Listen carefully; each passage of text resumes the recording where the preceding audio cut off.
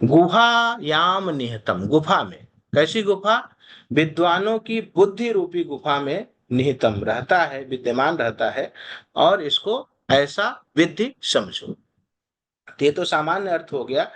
इसमें नचिके यम को ऐसा क्यों कहना पड़ा, उससे संबंधित दो मंत्र पहले भी है कि नचिकेता ने उनसे आग्रह किया था द्वितीय वर के रूप में, द्वितीय वर के रूप में जब उन्होंने मांगा तो उनसे कहा कि स्वर्गे लोके न भयम किंच नास्ति न तत्र त्वम न जरया बिभेति। स्वर्ग लोक में किसी तरह का न तो भय है, न तो आप हो, ना ही वृद्धावस्था है। किसी भी मनुष्य के दुखी होने के जो प्रमुख कारण है वह स्वर्ग लोक में नहीं है। ये जो वर मांगे गए हैं वो बड़े ही व्यवहारिक दृष्टि से हैं। पहले वर में उन्होंने अपने पिता की तुष्टि या पिता की प्रसन्नता मांगा, क्योंकि ऐसा माना जाता है पुत्र पिता को तारता है या उसकी उन्नति का माध्यम बनता है। तो पहले वर के रूप में उन्होंने अपने पिता की प्रसन्नता मांगी, और दूसरे वर के रूप में उन्होंने सांसारिक जनों के कल्याण की कामना की। क्योंकि तीसरे वर में आगे चलकर वह अध्यात्म विद्या को जानने का प्रयास करेंगे, समझने का प्रयास करेंगे। और अध्यात्म विद्या की प्राप्ति तभी हो सकती है जब आपका मन निर्मल हो, आपका स्वांत अधिकारी तू विधिवत अधीत इत्यादि कह के वेदांत सार में आया है। तो पूरा जो मन है वो निर्मल होना चाहिए। और मन की निर्मलता का सबसे बड़ा उपाय यही है कि विश्व की कल्याण की कामना की जाए, उसी से हमारा चित्त शुद्ध होता है। तो इसीलिए उन्होंने दूसरे जो मंत्र है उसमें पूरे जगत के कल्याण की कामना की कि अगर यह स्वर्ग रूपी जो अग्नि है, स्वर्ग को प्रदान करने वाली, जो स्वर्ग का साधन के समान है, ऐसी जो अग्नि है उसका ज्ञान सबको प्राप्त हो जाए तो निसंदेह सभी मानव मानव मात्र का कल्याण हो सकता है, सांसारिक जनों का कल्याण हो सकता है। और एक बात वह उसी प्रसंग में बोलते हैं, क्योंकि उन्हें यम से पूछना है, जानना है। तो प्रायः देखा जाता है कि सामने वाले को अगर आप पूरी तरह से एहसास करा दें, उन्हें यह बता दें कि आपसे बढ़िया इस बात को कोई बता नहीं सकता और आप इसके सर्वथा योग्य अधिकारी हैं अथवा ज्ञाता हैं, तो सामने वाला थोड़ा उस विषय को और भी अच्छे ढंग से स्पष्ट करने का प्रयास करता है। और नचिकेता ने यही किया। उन्होंने इस बात में 13वें मंत्र में कहा था, स त्वम अग्निम स्वर्गम अध्येसि, अध्ययन करने वाले हो, अध्येता हो, साथ में ज्ञानी भी उनको उसका बतलाया है उन्होंने। और मैं श्रद्धा पूर्वक आपके पास आया हूं, वह स्वर्ग अग्नि के बारे में मुझे बताओ। इसीलिए इसी उनकी इस बात को ध्यान में रखते हुए ही अब यहाँ हम पुनः आएंगे। इसीलिए यम ने कहा कि स्वर्गम अग्निम प्रजानन। आपने जो तुमने इससे पहले प्रश्न किया था कि मैं उसका अध्येता हूं अथवा उसको जानने वाला हूं, तो मैं इस बात को स्वीकार करता हूं, मानता हूं कि स्वर्गम अग्निम प्रजानन, स्वर्ग अग्नि जो है उसको मैं जानने वाला हूं अथवा जानते हुए ते प्रब्रवीम, तुमको बताऊंगा, तुम्हारे सामने कहता हूं या तुम्हारे लिए कहता हूं। तत् उ में निबोध, वह में मुझसे निबोध मतलब जानो, समझो, अच्छे ढंग से आत्मसात करो। शंकर भाष्य में इसका और विस्तार से वर्णन आया है, आगे हम उस पर चर्चा करेंगे। तो ये तो पूर्वापर संबंध हो गया।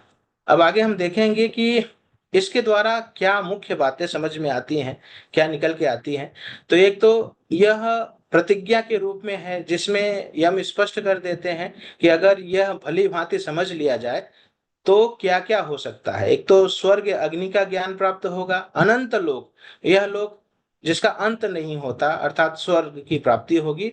और इसी से जो जगत का आधार है, ये जो अग्नि है विराट रूप में जगत की आधार है, और कहाँ स्थित है, बुद्धि में स्थित है, उसका भी परिज्ञान होगा।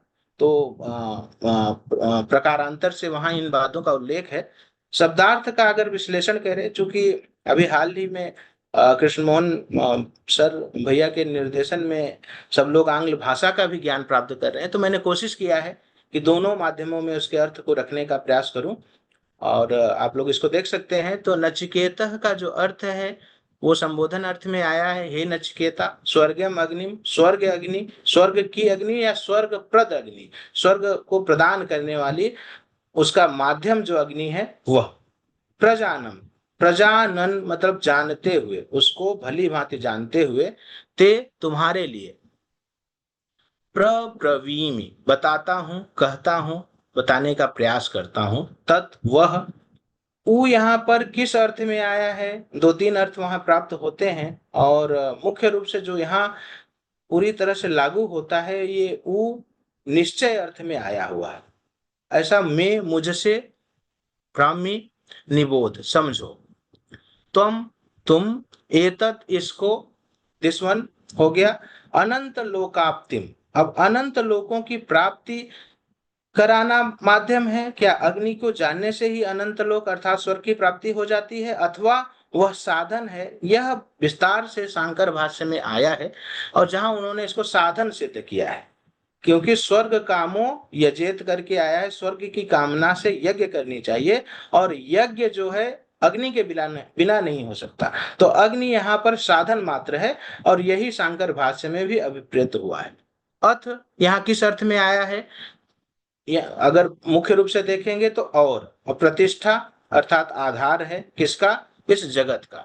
और यह जो है अग्नि कहाँ होती? कहीं बाहर आपको जाने की जरूरत नहीं, विद्वानों की बुद्धि रूपी गुफा में विद्यमान।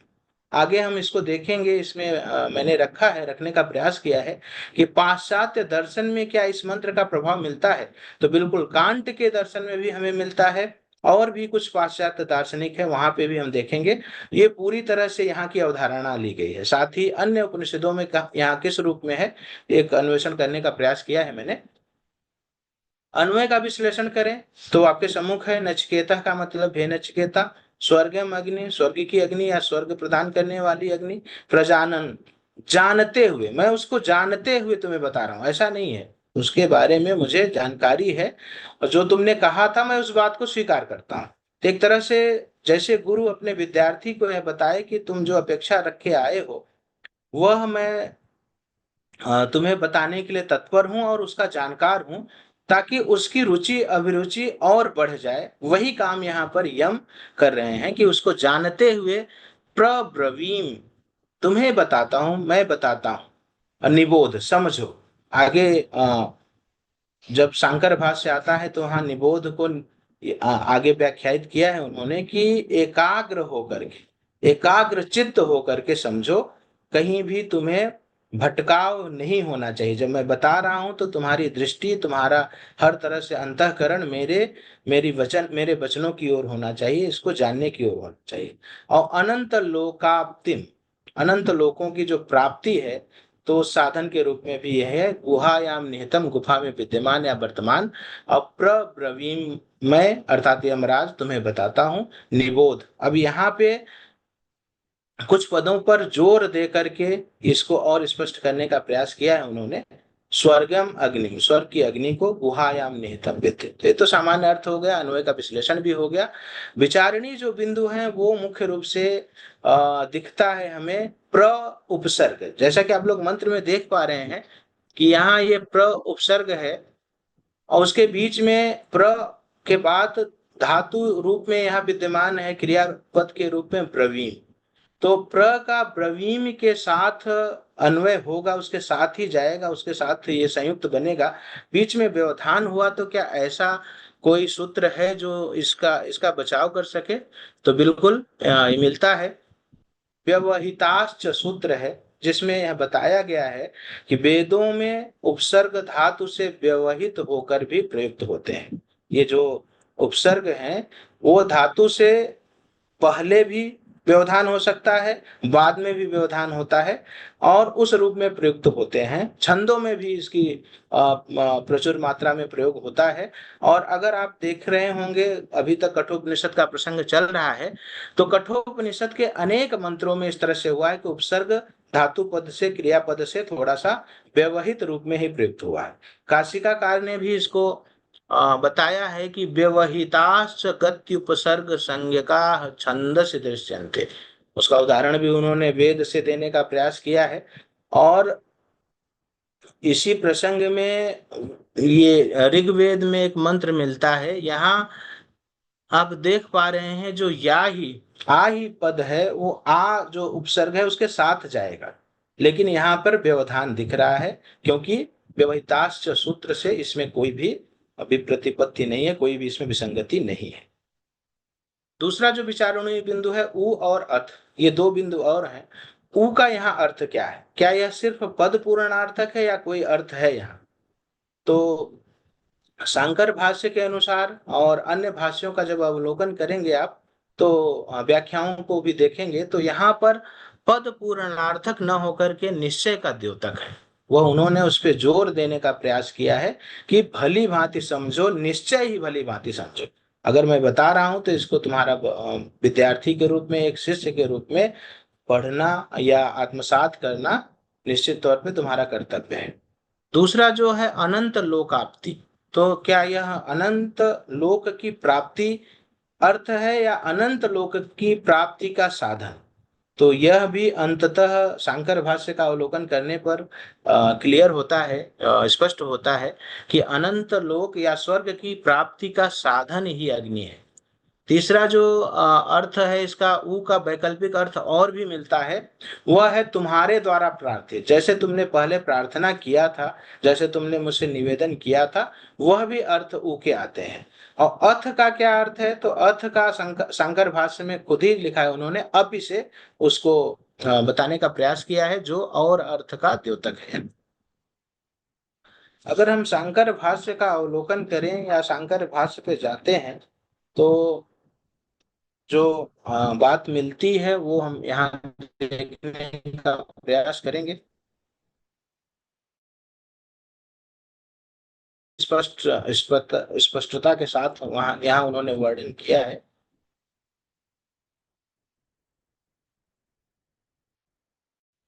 अब यजेत जो स्वर्ग काम है, इससे यह स्पष्ट होता है कि स्वर्ग की कामना से यज्ञ करना चाहिए। तो अग्नि यहाँ पर साधन रूप में है, न कि स्वर्ग की प्राप्ति का इसका अर्थ यहाँ लिया जाए। शंकर भाष्य में उन्होंने और स्पष्ट किया है कि मृत्यु प्रतिज्ञा, यह मृत्यु की प्रतिज्ञा अर्थात यम की प्रतिज्ञा है कि प्रते, ते का अर्थ यहाँ तुभ्यम, तुम्हारे लिए, प्रब्रवीमि, बताता हूं या बता रहा हूं, यत त्वया प्रार्थितम, यत त्वया, जो तुम्हारे द्वारा प्रार्थितम, पहले पूछा गया है, तद उ, तद में मम वचसो निबोध, यहाँ में मतलब मम मेरे, वचस मतलब वाणी से, वचन से, निबोध अच्छे ढंग से सुनो समझो। और कैसे समझना है? बुद्ध स्वैकाग्र मना, बुद्धि से एकाग्र मन होकर के। और बुद्ध, बुद्ध मतलब समझो, निबोध का अर्थ यहाँ बुद्ध उसमें आया है, और एकाग्र मना, एकाग्र मन होकर के निबोध, भली भांति समझो। सन स्वर्गम, स्वर्गम स्वर्गाय हितम, यहाँ जो स्वर्गम पद है, स्वर्गाय हितम अर्थात स्वर्ग की प्राप्ति, स्वर्ग साधनम अग्निम, ये स्वर्ग का साधन है अग्नि। हे नचिकेता, आगे अपने बारे में बता रहे हैं, प्रजानन विज्ञातवान हम सन इत्यर्थ। प्रजानन मतलब जानने वाला हूं, जानता हूं, यह यहाँ पर अर्थ है। और अब मैं तुम्हें बता रहा हूं, प्रब्रवीमि तन निबोध इति च शिष्य बुद्धि समानार्थम वचनम, तत् निबोध, उसको समझो, और शिष्य बुद्धि समाधानार्थम, यहाँ यह जो पद है, ये बात जो यहाँ पे रखी जा रही है, वह वस्तुतः शिष्य के जो शंका है, जो शिष्य का प्रश्न है, उसके समाधान को स्पष्ट करने के लिए यहाँ पर प्रयुक्त हुआ है। अधुना अग्निम स्तौति, आगे शंकर भाष्य में उन्होंने लिखा है कि आगे अग्नि की स्तुति करते हैं। और अग्नि कैसा है? तो अनंत लोकाप्तिम, अनंत लोकों की प्राप्ति कराने वाला, स्वर्ग फल प्राप्ति साधनम इत्येतत्, स्पष्ट कर दिया कि यह अग्नि स्वर्ग रूपी जो स्वर्ग लोक है, ऐसे फल की प्राप्ति कराने का साधन मात्र है, साधन है, न कि स्वर्ग लोक प्राप्ति, यह अर्थ यहाँ लिया जाए। अथ जो अर्थ है उसका अर्थ अपि अर्थात और के रूप में लिया है। प्रतिष्ठाम, प्रतिष्ठा क्या है? आश्रय क्या है? आश्रयम जगतः विराट रूपेण, विराट के रूप में जो अग्नि है, वस्तुतः इस संसार के मुख्य रूप से जो कारण देखे जाते हैं उसमें सबसे पहले अग्नि, वायु और सूर्य, ये तीन माना जाता है। और सूर्य भी, अग्नि जो है सूर्य का ही यहाँ प्रतीक रूप में है, अथवा सूर्य से प्रेरणा लेता है, और अग्नि उसी का द्योतक माना जाता है। तो अग्नि जो विराट रूप में है वह जगत की प्रतिष्ठा है, अर्थात जगत का आश्रय है। यहाँ यह अभिप्राय इस में बताया गया है। तम एतन अग्निम मया उच्यमान, जो मेरे द्वारा बताया गया उसको विद्धि, जानो। अब विद्धि का अर्थ भी स्पष्ट करें, जानी ही, जानो। तुम निहितम स्थितम गुहायाम, कहाँ पे है? गुहायाम निहितम। गुफा कैसी? विदुषाम बुद्धौ, विद्वानों की बुद्धि रूपी गुफा में निविष्टम, विद्यमान है या वहां प्रविष्ट है, ऐसा ये अर्थ स्पष्ट होता है। तो शांकर भाष्य में उन्होंने स्पष्ट कर दिया कि प्रत्येक पद के क्या अर्थ हो सकते हैं। एक सामान्य अर्थ हमने देखा, और विशिष्ट अर्थ के रूप में हमने शांकर भाष्य से इसको देखने का प्रयास किया। अब आगे जो वर हैं उनका व्यावहारिक क्रम की बात करें तो इसका व्यावहारिक क्रम है, सबसे पहले वर के रूप में उन्होंने क्या मांगा कि शांत संकल्प सुमना यथा, मतलब जो हमारे पिता हैं वह शांत हो जाए और उनका मन जो है स्थिर हो जाए। अब जब मैं जाऊं तो मुझे अच्छे ढंग से पहचान सके, मुझे अच्छे ढंग से पहचाने, और पूर्ववत पहले जैसे मुझे प्रेम करते थे उनके अंदर मेरे प्रति कोई भी दुराग्रह ना हो, ना ही कोई नाराजगी हो, और मुझे पूर्ववत प्यार करें, स्नेह करें। क्योंकि यह माना जाता है कि पुम नरकात त्रायते इति पुत्र, जो पुरुष को नरक से बचाता है वही पुत्र है। तो पहला उनका फर्ज था, पहला उनका उत्तरदायित्व था कि अपने पिता के कल्याण की कामना करते जब उन्हें अवसर मिला। तो तीन वर के रूप में इसीलिए उन्होंने सबसे पहला जो वर मांगा वह मांगा कि हमारे पिता प्रसन्न हो, और अपने पुत्र का जो सबसे बड़ा कर्तव्य होता है उसका उन्होंने पालन कर दिया। दूसरा जो है, दूसरे वर के रूप में अब इन्होंने अग्नि, स्वर्ग प्राप्ति कराने वाले अग्नि के बारे में पूछा। उसमें वस्तुतः संसार के कल्याण की कामना है। संसार के कल्याण की कामना के लिए देखिए लिखा हुआ है ना, निर्गत निखिल कलमस्तया नितांत निर्मल स्वांत साधन चतुष्टय संपन्न प्रमाद।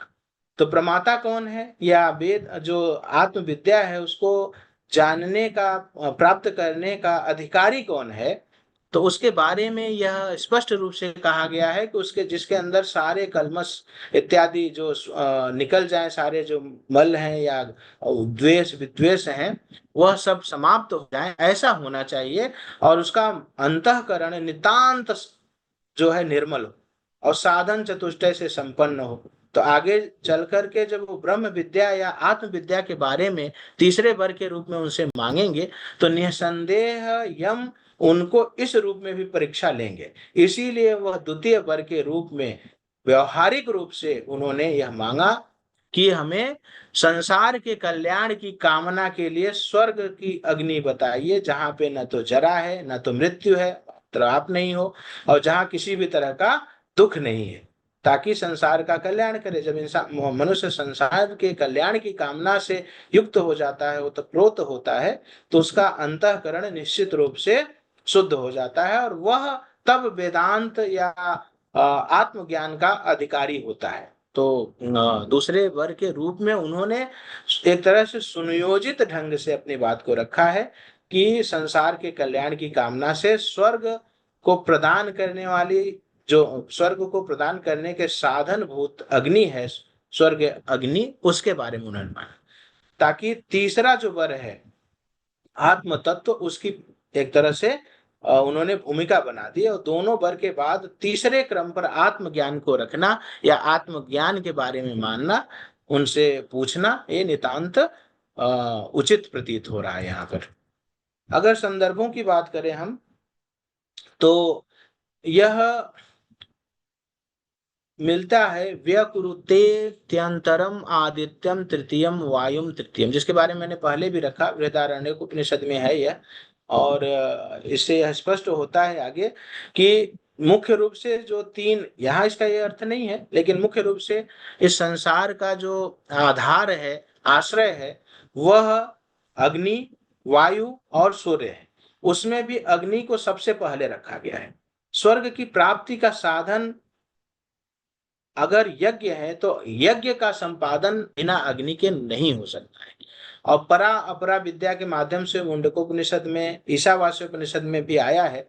यहाँ जो अपरा विद्या है वो स्वर्ग अग्नि से ही संबंधित प्रतीत होता है। तो इससे संबंध अन्य उपनिषदों में भी चीजें प्राप्त होती हैं, सेम उदाहरण प्राप्त होते हैं। और पश्चिमी देशों में देखें तो प्लेटो का जो सिद्धांत है, तो ना हम लोग पीपीटी पाने का प्रयास करेंगे। तो अभिप्राय अभिप्राय अर्थ में अगर हम देखें तो यम की प्रतिज्ञा जो है, इसमें उन्होंने स्पष्ट कर दिया। साथ में अपने उसी बात में उन्होंने यह भी बता दिया कि मैं इस स्वर्ग अग्नि का विशेषज्ञ हूं, विशेषज्ञता का भी द्योतन कर दिया। और अग्नि की स्तुति अनंत लोक की जो प्राप्ति है या स्वर्ग लोक को प्रदान करने वाला है, फल की प्राप्ति कराने वाला है, उस रूप में भी है। अब यह जो अग्नि है यह बुद्धि में स्थित है। इन सब बातों पे हमने चर्चा कर लिया है। बरों का व्यवहारिक क्रम हमने स्पष्ट किया, जिसमें ये बातें आती हैं। अधिकारी इत्यादि के माध्यम से उन्होंने मन के शुद्धिकरण की बात की है। अब अन्य उपनिषदों में अगर संदर्भ देखें जिसके बारे में चर्चा किया, मुंडकोपनिषद में यह मिलता है, जिसमें अपरा विद्या के माध्यम से अग्नि विद्या का उल्लेख आया है। पश्चिमी दर्शनों में अगर हम तुलना करें तो प्लेटो का जो विचार है, जिसमें उन्होंने गुफा से एक उदाहरण दिया है कि जैसे गुफा में कैद मनुष्य केवल छाया ही देखता है और बाहर के प्रकाश का की तरफ वह जाना चाहता है। तो यहाँ बुद्धौ निहितम जो बात आया है, बुद्धि में स्थित है, वह उसी का द्योतक। कांट के दर्शन में भी हमें मिलता है कि इंद्रिय गोचर जगत के परे एक यथार्थ सत्ता भी विद्यमान, जो इंद्रियों से परे यथार्थ सत्ता है उसकी भी उपस्थिति यहाँ पर है। तो ये जो निहितम गुहायाम इस अवधारणा से मेल खाती है। और दोनों का अगर दर्शनों का समन्वय करें तो दोनों दर्शन में यथार्थ के आंतरिक और बाह्य पक्षों का समझने का प्रयास किया है। तो स्वर्ग लोक के वर्णन क्रम में उन्होंने जो रखा है बात, उसको भी हम एक बार देखने का प्रयास करेंगे। तो वहां मुख्य रूप से तीन बातें नहीं है। भय नहीं है, वहां स्वर्ग लोक में कोई भी भय नहीं है। जरा, वहां वृद्धावस्था नहीं है। दुख नहीं है, किसी भी तरह का भूख प्यास, इन सब से वहां पर कोई भी दुख नहीं होता। इसी वजह से यह स्वर्ग अग्नि का ज्ञान परिज्ञान होना अत्यंत आवश्यक है। तो अगर इसको सार रूप में प्रस्तुत करने का प्रयास करें तो नचिकेता का जो यह दूसरा वर था, दूसरा जो प्रश्न था, वह आंतरिक यात्रा का प्रारंभ मात्र है।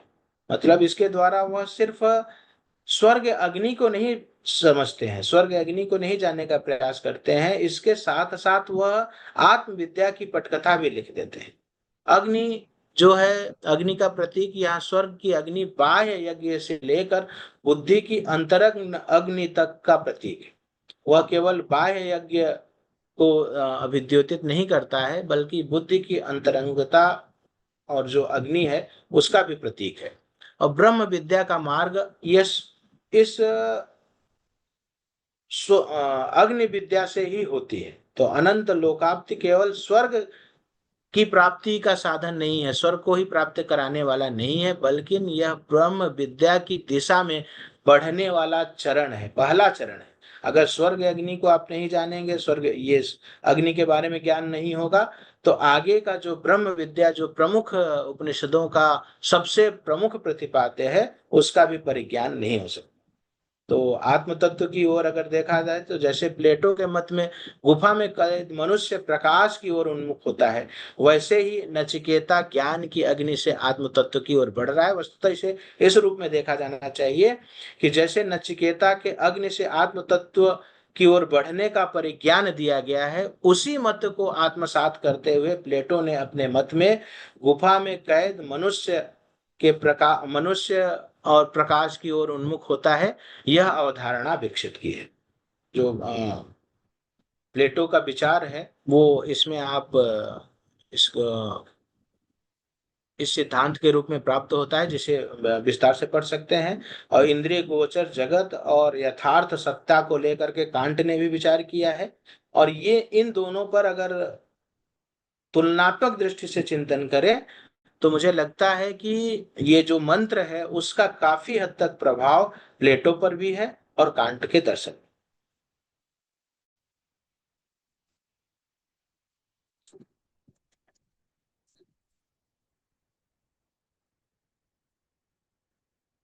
तो मेरी तरफ से मुझे लगता है मैं अपनी बात को इस मंत्र के माध्यम से या तो आगे वाले मंत्रों के माध्यम से बात को बढ़ाया जा सकता है।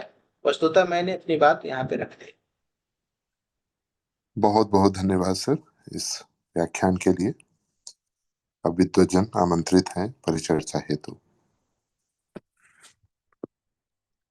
जी बिल्कुल। परिचर्चा के बाद एक सामान्य रूप से हम लोग जितना आज अध्ययन किए, एक विद्यार्थी रूप में मैं चाहूंगा कि आप लोग भी उसमें इससे संबंध कुछ प्रश्न हैं उनको देखने का प्रयास करेंगे। एक बार चर्चा हो जाए उसके बाद।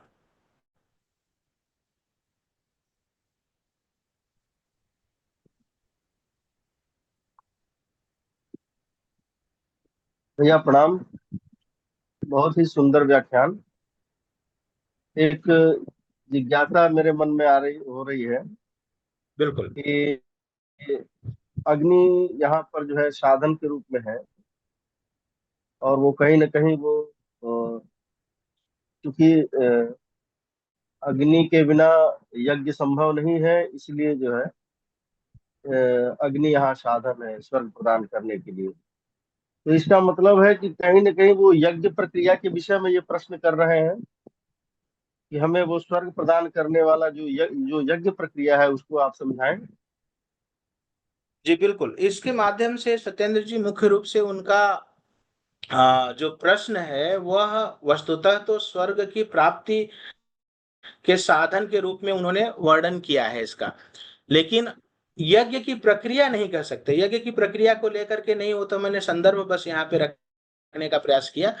मुख्य रूप से स्वर्ग की अग्नि जो स्वर्ग को प्रदान करने के साधन भूता अग्नि है, उसको जानने के पश्चात ही जो अगला क्रम है आत्मविद्या या अध्यात्म विद्या, उसका परिज्ञान हो सकता है। तो उस दृष्टि से यहाँ उसको चिंतन के रूप में पहले रखा गया है, रखने का प्रयास किया गया है। अच्छा अच्छा अच्छा, मतलब यज्ञ से बहुत मतलब यहाँ नहीं है।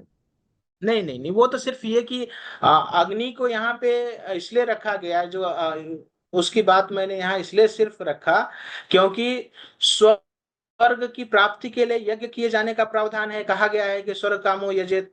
तो लेकिन स्वर्ग की जो यज्ञ होता है या यज्ञ का जो मुख्य साधन है वह अग्नि है। तो अग्नि से जोड़ने के लिए उस उदाहरण को यहाँ रखा गया। इस यहाँ पे कठोपनिषद में इस तरह का कोई उदाहरण नहीं प्राप्त होता है। जी ठीक है। हाँ।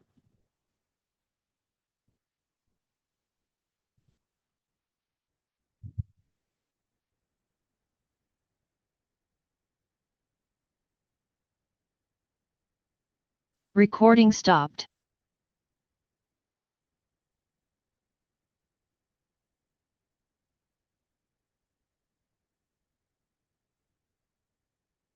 ठीक है। और किसी को कुछ परामर्श या कोई सुझाव देना हो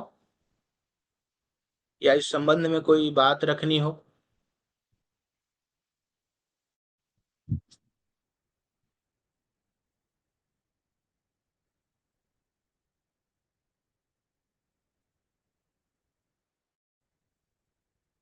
वैसे तो हर पद पे चिंतन बहुत प्राप्त होता है। जैसे अग्नि, अगर हम पुस्तकों के अवलोक में जाएं, मैंने तो सार रूप में रखने का प्रयास किया, तो स्वर्गम को लेकर के चिंतन मिलता है। गुहा को लेकर के भाष्यकारों में बहुत सारे विचार इसमें प्राप्त होते हैं। इसके अलावा जो अन्य पद हैं सभी पे विचार हुआ है। लेकिन फिर वो चर्चा उसका कोई अंत नहीं है, उन पे विस्तार से बात वो मतलब काफी विस्तार हो जाएगा। इस सबको मैंने यहाँ नहीं रखने का प्रयास किया। जो सार हो सकता है, जो यहाँ इस मंत्र से मुख्यतः संबंधित है, उनको रख।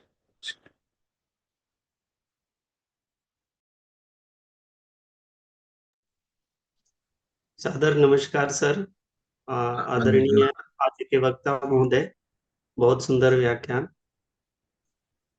अग्नि के संदर्भ में अगर वेद की दृष्टि से विचार करते हैं तो यह हमें ध्यान देना चाहिए। एक आदि दैविक, आदि भौतिक और आध्यात्मिक, ये तीन तरह से हम अग्नि तत्व पे विचार करते हैं। तो आदि दैविक अर्थ में अग्नि हमें देवता के रूप में प्राप्त होते हैं। आदि भौतिक में पार्थिवाग्नि, मतलब पृथ्वी से संबंधित जो अग्नि है वो पार्थिवाग्नि अग्नि है, तो वो आदि भौतिक हो गए। ठीक है। और और आध्यात्मिक दृष्टि से जो सद असद विवेकनी बुद्धि है, उसे हम आध्यात्मिक बुद्धि के अंतर्गत ग्रहण करते हैं, जो अग्नि का ही एक रूप है, जिसको हम आदि आध्यात्मिक अग्नि जो है वो हमारी सद असद विवेकनी बुद्धि है। तो अग्नि का जो त्रिविधत्व प्रतिपादन है वैदिक वाङ्मय में, उसमें आदि दैविक, आदि भौतिक और आध्यात्मिक, इन तीन दृष्टियों से हम विचार करते हैं। जी जी बिल्कुल। हाँ, तो उसमें पार्थिव अग्नि जो है वो भौतिक अग्नि है, और जिस अग्नि देवता का जो 200 सूक्तों में ऋग्वेद में वर्णन है, वो आदि दैविक रूप में और आदि भौतिक और आध्यात्मिक, ऐसे तो तीनों 200 सूक्तों में जो अग्नि का वर्णन है, उन सभी सूक्तों में इन तीनों तरह के अग्नियों का विचार किया जाता है। निश्चित तौर पे बिल्कुल। हाँ, तो ये चीज जो है हमें यहाँ पे संदर्भ देखना चाहिए, यही बताना था। धन्यवाद। नहीं, यहाँ जो बिल्कुल मदन जी, एक बिल्कुल बिल्कुल मैं इस बात से सहमत है। बाकी क्योंकि क्योंकि अग्नि जो है ना, अग्नि का एक विशेषण है पुरोहित, और पुरोहित का व्यावर्तन होता है तिरोहित। तिरोहित मतलब छुपा हुआ,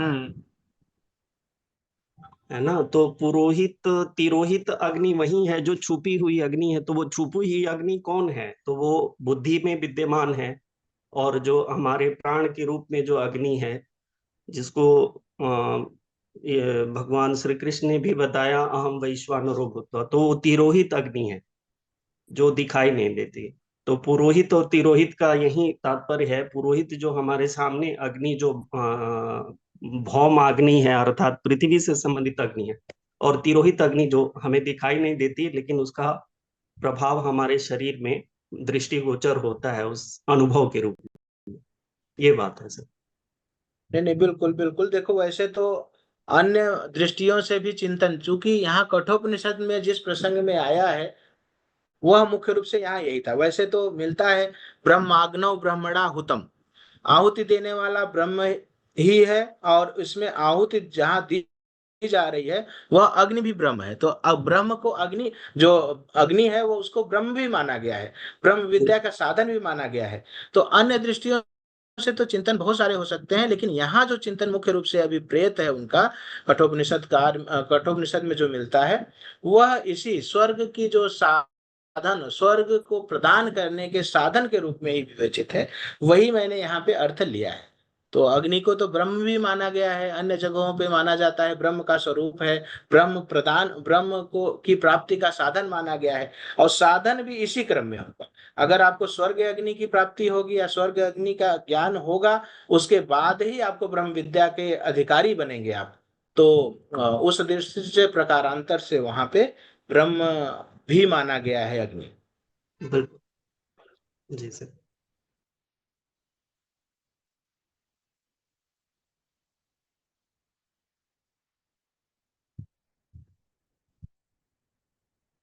बिल्कुल, धन्यवाद मदन जी। और किसी को कुछ बताना है, कहना है इस संबंध में, विशेष तौर से इस मंत्र से संबद्ध? आगे उन्होंने इस अग्नि विद्या को लेकर के, अग्नि के प्राप्ति के साधनों को लेकर बहुत विस्तार से चर्चा किया है। आगे के मंत्रों में मिलेगा ये। बाकी इस मंत्र में जहां तक था वह मैंने रखने का प्रयास किया।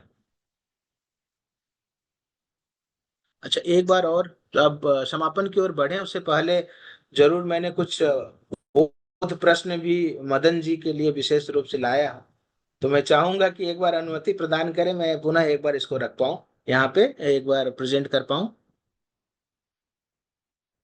होस्ट से निवेदन है,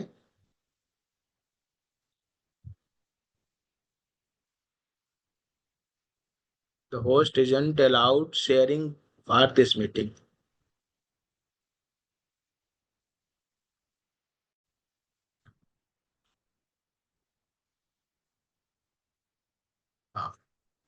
धन्यवाद।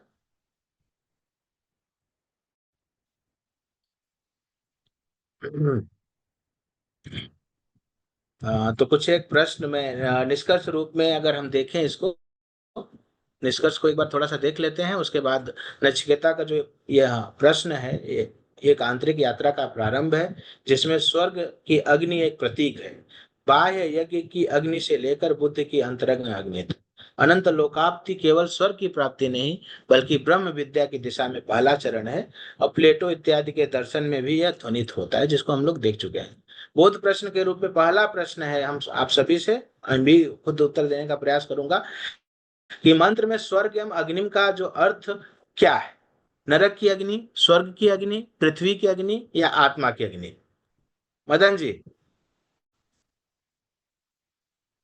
कोई भी बताएगा? आत्मा अग्नि से है इसका तात्पर्य। देखिए फंस गए, फिर समोसा खिलाना पड़ेगा आपको। यहाँ स्वर्ग की हम अग्नि सीधे सीधे लिखा है, तो स्वर्ग की अग्नि हुआ ना। हम्म। अच्छा चलिए, नितम गुहायाम वाक्यांश का तात्पर्य क्या है? गुफा में स्थित, बुद्धिमान व्यक्ति की बुद्धि में स्थित, हृदय में स्थित या स्वर्ग में स्थित? बुद्धिमान व्यक्ति की बुद्धि में स्थित। बुद्धिमान जी हाँ जी बिल्कुल। जी। अब ये मदन जी समोसा आप ही को खिलाएंगे क्योंकि आप जीत गए हैं। और यहाँ तीसरा प्रश्न है, अग्नि यहाँ किसका प्रतीक है? भौतिक अग्नि जैसे मदन जी अभी चर्चा कर रहे थे, या यज्ञ की अग्नि, या ज्ञान की अग्नि, या विनाश की अग्नि? ज्ञान की अग्नि। वेरी नाइस, बहुत बढ़िया। निहितम गुहायाम किस गूढ़ तत्व की ओर संकेत करता है? बाह्य गुफा में छुपा हुआ रहस्य, ज्ञानियों की आंतरिक बुद्धि, स्वर्ग का द्वार, या मृत्यु का रहस्य? स्वर्ग का द्वार। बहुत बढ़िया। अंतिम प्रश्न है, उ का प्रयोग यहाँ किस उद्देश्य से किया गया है? नकारात्मकता को प्रकट करने के लिए, निश्चय को प्रकट करने के लिए, विरोध करने के लिए, प्रशंसा करने के लिए? निश्चय को प्रकट करने के लिए। निश्चय को। जी बहुत बहुत धन्यवाद। तो मेरी तरफ से, आचार्य जी मैं भी इसमें कुछ जोड़ना चाहता हूँ। हाँ बिल्कुल बिल्कुल, बहुत बढ़िया। हमारे यहाँ वेद में जो स्वर्ग की और पृथ्वी की अग्नि है, तो वहाँ 3 अग्नि मुख्य मानी गई है, आहवनीय, गार्हपत्य और दक्षिणाग्नि। ठीक है। तो जो स्वर्ग की अग्नि कही गई है उसको आहवनीय अग्नि कही गई है, जो श्रौत सूत्र में इसका प्रमाण है। तो अगर आप स्वर्ग की अग्नि कहेंगे तो उस अग्नि का नाम होगा आहवनीय अग्नि। ठीक है। तो मुख्य अग्नि हमारी गार्हपत्य थी, लेकिन गार्हपत्य से जब वहां की लंबी चौड़ी कहानी हो जाएगी, समयाभाव होगा, तो आहवनीय अग्नि को हम स्वर्ग की अग्नि मानते हैं। और अब हो सकता है इस पे आपका जो मत है वो किस हिसाब से है मैं नहीं समझ पा रहा हूँ, तो मैं इसमें ये जोड़ना चाहता था। नहीं नहीं, मैंने तो इस मंत्र में जो दिया है उसकी दृष्टि से बात को रखा है। मंत्र के अलावा कहीं के अन्य प्रसंगों से इसका कोई लेना देना है, जो मंत्र में निहित अर्थ है उसको ले।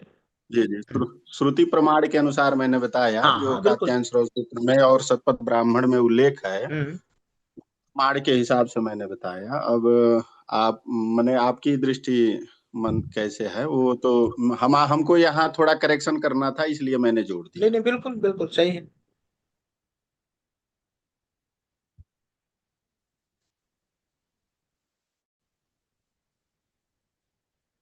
ठीक है, मेरी तरफ से धन्यवाद आप सभी को। बहुत सुंदर व्याख्यान सर, पीपीटी के माध्यम से मंत्र का पूरा आशय आपने स्पष्ट किया, बहुत सुंदर लगा सचमुच। धन्यवाद सर, धन्यवाद। हरे कृष्ण, सादर प्रणाम गुरु जी। मुझे बहुत आनंद आया कि मैं प्रश्नों को समझ पाई। बहुत बहुत धन्यवाद। मैं तो कुछ जानती नहीं हूँ, अभी जो सुना उसी के आधार पे उत्तर दिया। हरे कृष्ण, सादर प्रणाम। हम्म।